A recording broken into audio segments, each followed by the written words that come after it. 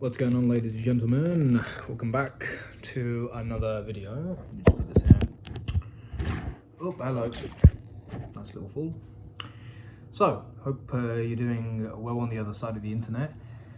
I wanted to talk about laws of the universe, okay?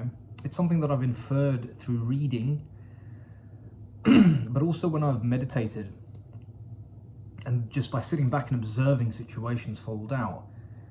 It's a law that I've intuited, and it's also a law that is probably written down somewhere. It's something to do with the Hermetic side of things, and you've got the Kybalion as well.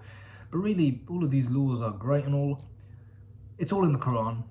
It's actually also in the Bible as well, but I'm going to use the Quran as a reference point because that's my particular cultural orientation, although you do have the same law in Buddhism, the same law exists in Hinduism, the same law exists in the Kybalion, the Greek Hermeticism and all this stuff. It's universal laws, right?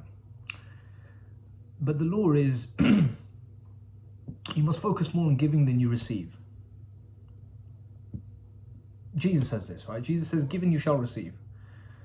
And what's the whole quote? It's a beautiful quote, it really is, if you meditate on it. And by meditation, I mean, you read this quote, you then put the book away, you sit down and you contemplate it and you ponder it.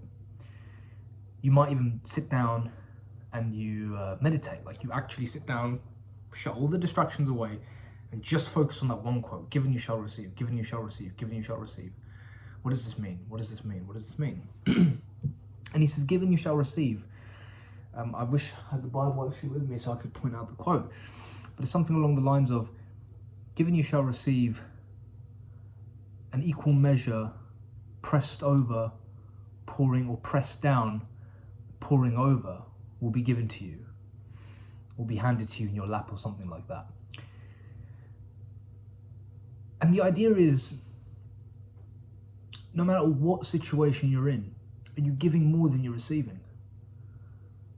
Are you giving more than you're receiving? Any situation you're in. Even Elon Musk says that. He says something along the lines of, there's energy in a container or in a system. Always make sure that you're giving more energy than you're receiving. It doesn't matter what you're doing, doesn't matter what's happening. The law is, always be giving more energy than you're receiving. Always be doing more than what you're getting back. Same goes for work, by the way, same goes for work potential, or let's say your skill. I mean, I could apply this law to even martial arts. What are you giving? What are you giving, right? Like, you might think all those hours where I'm reading books, where I'm studying, where I'm visualizing, where I'm hitting the bag, where I'm asking questions, it's not working, it's not adding up. Trust me, it will. It will add up in some way or another, and the way it will add up is going to be so unique to your particular destiny. Like, it might not even add up in the gym, it might not even add up when you're fighting. For example, when I was doing boxing in China, I spent many hours reading books, studying fight techniques, studying the psychology of fighting. I was a big fan, I still am, of Cus D'Amato's system of training. There's a really good book out there called The Non-Compromised Pendulum. It's by a Russian scientist who delineated, he cut down all of the techniques that Cus D'Amato used to ensure the most effective fighting psychology that one could ever have. And to cut the story really short, the system is designed to turn anyone into a fighter. It doesn't matter what your background is, it doesn't matter who you are, it doesn't matter what your inclinations are. He took someone like Floyd Patterson, who was at his heart, at his core, very philosophical, very much a family man, very empathetic, very much into scholarly pursuit. He was very mild spoken. He was quite, not a shy man, but a quiet man. Very contemplative, right? He was like a scholarly individual, and he went into business later on, and he was very successful in business because of these attributes. Very people person, very compassionate. But he took him and managed to make him world champion, I believe 3 times. Correct me if I'm wrong. I should do my research a little bit, but I do believe it was 3 times he was world champion. And of course, when Floyd Patterson would stop training, he would always go back into his usual self, which was go back to being a family man, go back to being amiable, going back to being kind of like a diplomat, peacemaker. And then the training would kind of take him away from his natural core, because that's who he was at his core. At his core, he was a very amiable people person. But the training was turning him into a fighter, where when you're in the ring, all you're concerned about is the destruction of the enemy. Very different personality type is required for that. So Cus D'Amato took Floyd Patterson and turned him into this fighting machine. But again, his core was not a fighter. Don't get upset about that, by the way. If your core isn't fighting, doesn't matter. Like, you can still be a fighter. It's just not your core, so it will be a bit harder for you to do it. But you know, you could still do it. Take Floyd Patterson versus Mike Tyson. Mike Tyson is someone who literally started out as a street fighter. He was a street fighter. He'd stabbed people. He'd mugged people. He was already thinking about destruction and doing horrible things to people. He was already quite aggressive. He already had the core of a killer. Okay, so when Cus saw Mike, he was like, "That's the guy I've been waiting for. It's the perfect opportunity. He's got the build." In fact, no, he didn't even have the build. He didn't look like a boxer at all. He was quite pudgy, but he saw his core. He saw that his core was that of a killer. Even though he was shy and timid and all that, doesn't matter. He looked at his core and he said, no, he's a killer. If I train him up, he will dominate the ring. I can see it. If I just apply my system, which has worked on people who are not even inclined that way, with that kind of aggressive killer instinct, I managed to get them to be fighters. This guy already has that killer instinct. All I need to do now is shape him up like a diamond. So anyway, I studied all of this in China. And even though I'm not a pro boxer, I mean, I'm still fighting, I'm still, practicing Muay Thai and Jiu-Jitsu, and I still use these psychological concepts to help me in my training as well as help other people. A lot of these concepts, because I spent so much time studying them, I spent so much time being engrossed in these principles, they apply in pretty much any domain. They apply in any domain, right? Like the core of a teacher, for example. The core of a teacher is someone who likes to communicate with people and likes to give information and knowledge. He likes to do this, right? That's his core. That's something he's inclined that way. He doesn't feel happy when he's not doing that. Again, anyone can be a teacher. I've seen people who do not have this core inclination become teachers. And sometimes they can become good teachers as well because they're very much goal-oriented, they're focused on the objective, and they just do it in a clinical manner. But it's not really like their core. Whereas if you get a core, and he's a teacher at his core, and you train him to be a teacher, my God, he will dominate. He will absolutely dominate the teaching scene. No one will beat him. His rhetoric, his ability to communicate with people, his ability to memorize, it'll be fascinating, it'll be natural. We will call someone like that talented. But then if you're trying to be a teacher, if you want to be a lecturer, or you want to be a university professor, because it's maybe your dream, or maybe it's because you see the financial benefits, or you see the safety of the job, or you see the prestige, or whatever the reasons are, you can certainly turn yourself into a competent teacher. Anyone can turn themselves into a competent anything. It just might be a little bit harder for you. So you see, the idea of cores and your kind of core self applies to any domain. I mean, I don't know how psychologically valid it is. I don't know how much literature has gone into studying how valid the core is, but I would like to come from a common sense perspective of we have a core personality, and as much as we can change it and we can try and make it more malleable and we can be this or that or the other, it will never come as natural to us as someone who already has it, right? Like an introvert trying to be an extrovert. I was born an introvert, which means I'm quite happy being quiet, observing, taking in information, and just speaking when I need to speak, right? I don't really like casual chit-chat. It doesn't really do anything to me. I feel like I'm losing energy. I feel like I'm losing myself when I'm engaged in casual chit-chat, unless it's with people who are talking about similar topics that I like. Let's say martial arts club, I have no problem speaking to people there most of the time because we're speaking about something I like, and in general I can ask them about their life and their day, and new things are happening with their life, so it's easy for conversation and it's interesting, it's stimulating. But then when it gets really casual chit-chat, we're just shooting the quote-unquote SHIT, I don't have a lot of time for that. It just doesn't really do anything for me.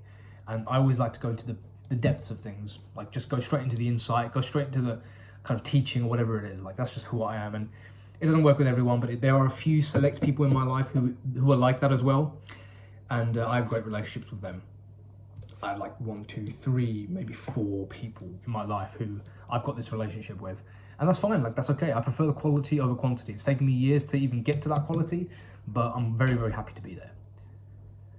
So again, going back to what we're talking about in this idea of whatever you give, you shall receive. I'll kind of wrap up the video now. it doesn't matter, like all the effort I put into that time when I was a boxer, I got it back because I was able to give knowledge to people and I was able to see concepts in other areas of my life where this principle was being made. So it kind of reinforces the idea of there's no such thing as failure. No such thing as failure whatsoever. Like, you will never fail. Even if it looks like a failure, you've learned something very valuable. And if you kind of take the golden nugget, this is a principle from Napoleon Hill actually, if you take the golden nugget of that situation and you find the golden kind of nugget, again, the golden nugget of what I learned, you will go very far, man. Don't let your ego get involved. Life is like the martial arts gym. You're going to get beaten up most of the time. Yes, there's a few rare people out there who are always winning, man. They're always dominating. Good for them, bro. Good for them. But most of us are not like that. Most of us are relatively average. And I'm not saying be mediocre. No, be the best version of yourself. But I'm saying that you... What am I trying to say? I'm trying to say always be focused on the goal and the objective. And even if it doesn't work out in the first run, or the first few runs, always try and extract the view of what was good and beneficial in that moment. And again, going back to what we were talking about, giving you shall receive. Conversations. How much energy am I giving?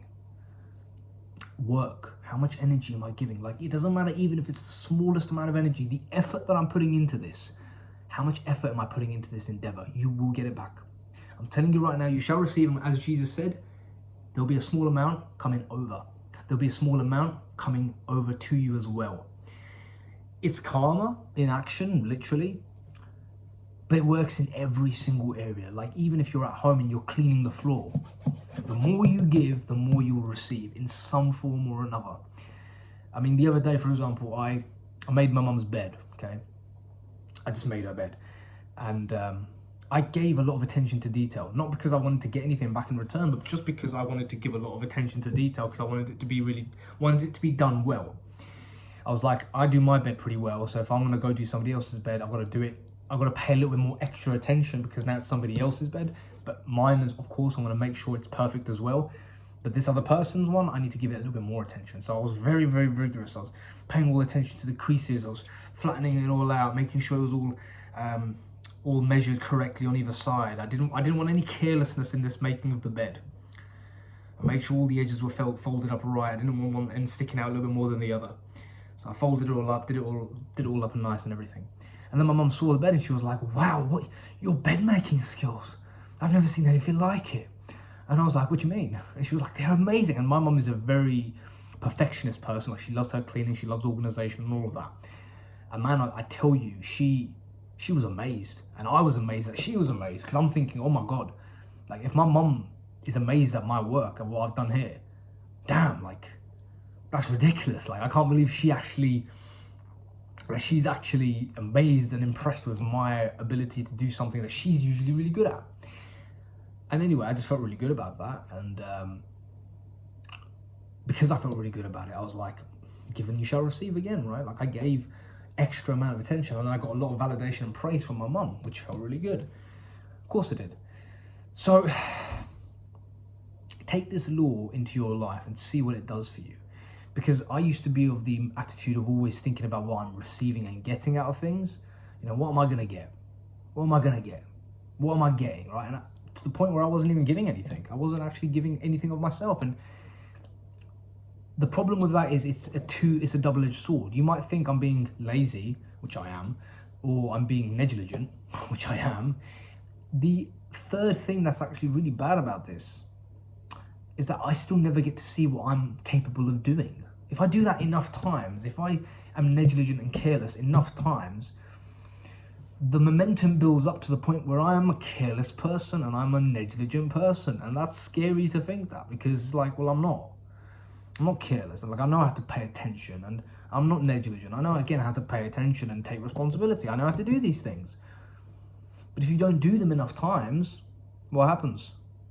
If you don't do them enough times, eventually, you're literally going to start, you're going to start to become exactly what you don't want to become. And I don't think we want to be these negative things in our life. So anyway, I hope you enjoyed the video. And yeah, just apply some of these principles in your life and see what they do for you. I'll see you in the next one.